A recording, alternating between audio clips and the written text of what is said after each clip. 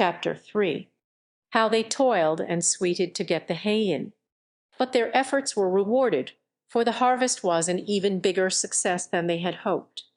Sometimes the work was hard, the implements had been designed for human beings and not for animals, and it was a great drawback that no animal was able to use any tool that involved standing on his hind legs. But the pigs were so clever that they could think of a way round every difficulty. As for the horses, they knew every inch of the field, and in fact understood the business of mowing and raking far better than Jones and his men had ever done. The pigs did not actually work, but directed and supervised the others. With their superior knowledge it was natural that they should assume the leadership. Boxer and Clover would harness themselves to the cutter or the horse rake. No bits or reins were needed in these days, of course, and tramp steadily round and round the field with a pig walking behind and calling out "Gee up, comrade," or "Who back, comrade," as the case might be. And every animal down to the humblest worked at turning the hay and gathering it. Even the ducks and hens toiled to and fro all day in the sun, carrying tiny wisps of hay in their beaks. In the end they finished the harvest in 2 days less time than it had usually taken Jones and his men. Moreover, it was the biggest harvest that the farm had ever seen. There was no wastage whatever. The hens and ducks with their sharp eyes had gathered up the very last stalk, and not an animal on the farm had stolen so much as a mouthful. All through that summer the work of the farm went like clockwork. The animals were happy as they had never conceived it possible to be. Every mouthful of food was an acute positive pleasure, now that it was truly their own food, produced by themselves and for themselves, not doled out to them by a grudging master. With the worthless parasitical human beings gone, there was more for everyone to eat. There was more leisure too, inexperienced though the animals were. They met with many difficulties. For instance, later in the year, when they harvested the corn, they had to tread it out in the ancient style and blow away the chaff with their breath, since the farm possessed no threshing machine, but the pigs with their cleverness and Boxer with his tremendous muscles always pulled them through. Boxer was the admiration of everybody. He had been a hard worker even in Jones' time, but now he seemed more like 3 horses than one. There were days when the entire work of the farm seemed to rest on his mighty shoulders. From morning to night he was pushing and pulling, always at the spot where the work was hardest. He had made an arrangement with one of the cockerels to call him in the mornings half an hour earlier than anyone else, and would put in some volunteer labor at whatever seemed to be most needed before the regular day's work began. His answer to every problem, every setback, was "I will work harder," which he had adopted as his personal motto. But everyone worked according to his capacity. The hens and ducks, for instance, saved 5 bushels of corn at the harvest by gathering up the stray grains. Nobody stole, nobody grumbled over his rations. The quarreling and biting and jealousy which had been normal features of life in the old days had almost disappeared. Nobody shirked, or almost nobody. Molly, it was true, was not good at getting up in the mornings, and had a way of leaving work early on the ground that there was a stone in her hoof. And the behavior of the cat was somewhat peculiar.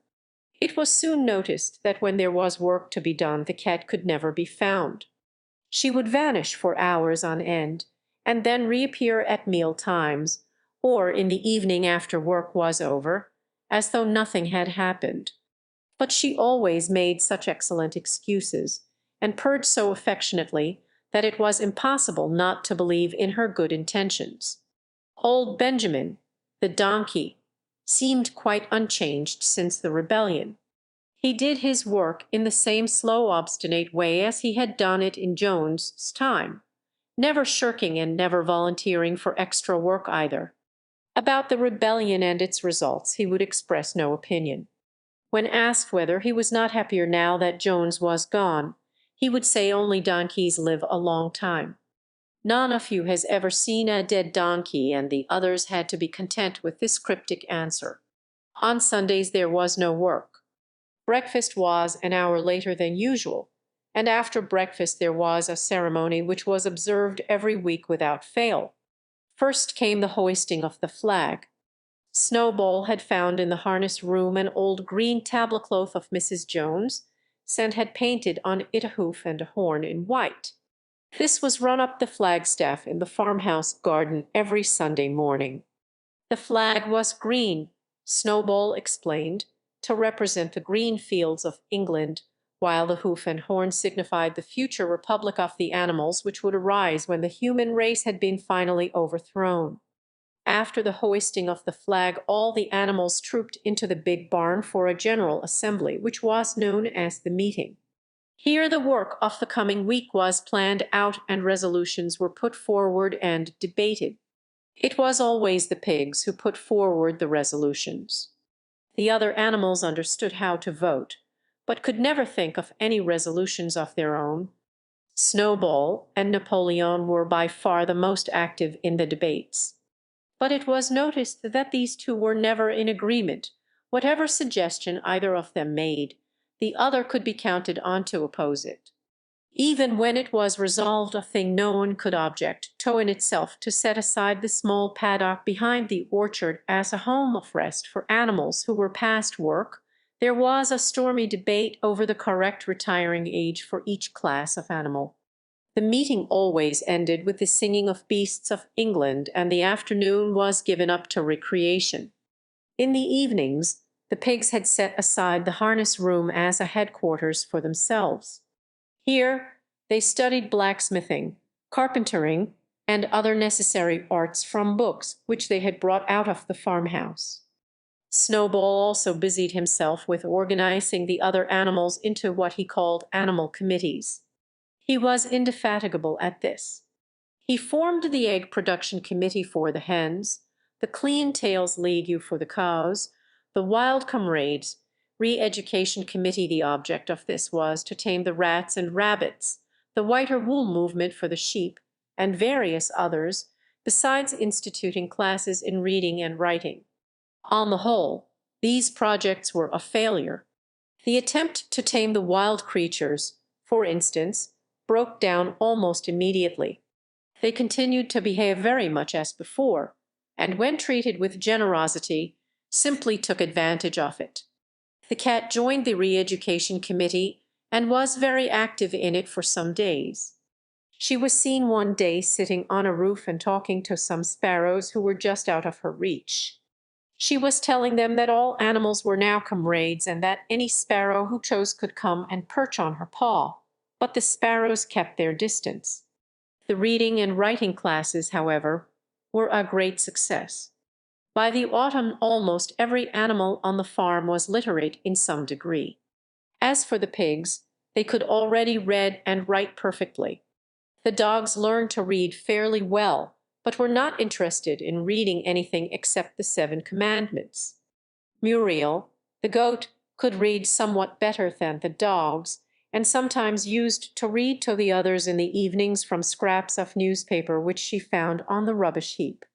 Benjamin could read as well as any pig, but never exercised his faculty. So far as he knew, he said, there was nothing worth reading. Clover learnt the whole alphabet, but could not put words together. Boxer could not get beyond the letter D. He would trace out A and B and C and D, characters in the dust with his great hoof, and then would stand staring at the letters with his ears back, sometimes shaking his forelock, trying with all his might to remember what came next and never succeeding. On several occasions, indeed, he did learn E and F and G and hey, characters, but by the time he knew them, it was always discovered that he had forgotten A and B and C and D characters. Finally, he decided to be content with the first 4 letters and used to write them out once or twice every day to refresh his memory. Molly refused to learn any but the 6 letters which spelt her own name. She would form these very neatly out of pieces of twig, and would then decorate them with a flower or two and walk round them, admiring them. None of the other animals on the farm could get further than the letter I.